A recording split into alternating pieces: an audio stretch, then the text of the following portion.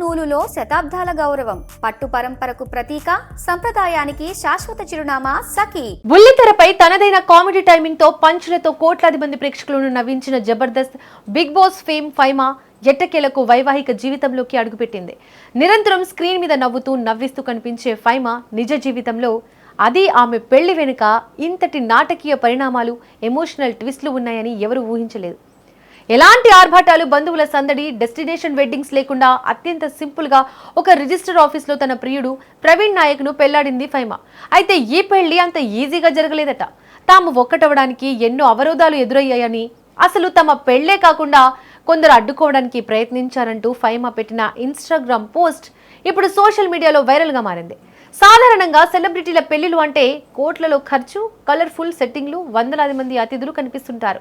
కానీ ఫైమా మాత్రం వీటన్నిటికీ భిన్నంగా నిరాడంబరంగా పెళ్లి చేసుకోవాలని నిర్ణయించుకుంది. తన long time boyfriend Praveen Nayak ను రిజిస్టర్ ఆఫీస్ లోనే వివాహం చేసుకుంది.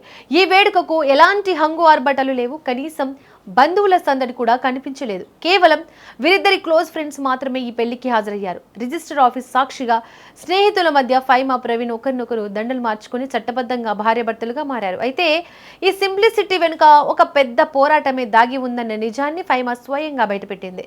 పెళ్లి ముగిసిన అనంతరం ఫైమా తన అధికారిక ఇన్స్టాగ్రామ్ లో వివాహానికి సంబంధించిన వీడియోను షేర్ చేస్తూ తీవ్ర భావోద్వేగానికి గురైంది. తమ ప్రేమను గెలిపించుకోవడానికి ఎంతటి నరకాన్ని అనుభవించారో రాసుకొచ్చింది. ఇక నుంచి మేము భార్యాభర్తలం, కానీ ఈ రోడ్డు అంత సులభంగా సాగలేదు. కొందరు మమ్మల్ని తీవ్రంగా అవమానించారు, నిందించారు. మమ్మల్ని ఎలాగైనా విడగొట్టాలని, ఈ పెళ్లి కాకుండా అడ్డుకోవాలని ఎన్నో రకాలుగా ప్రయత్నించారు అంటూ ఫైమా తన ఆవేదనను పంచుకుంది.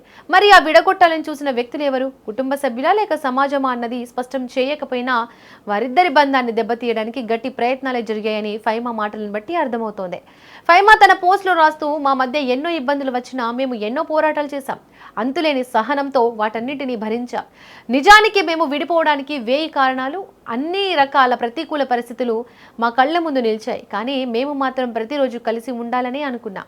మా ప్రేమే మా అడ్డంకుల్ని అధిగమించి మా వైపు బలంగా నిలిచింది. మొత్తానికి ఈ రోజు భార్యాభర్తలం అయ్యామంటూ ప్రవీణ్ పై తనకున్న అపారమైన ప్రేమను చాటి చెప్పింది.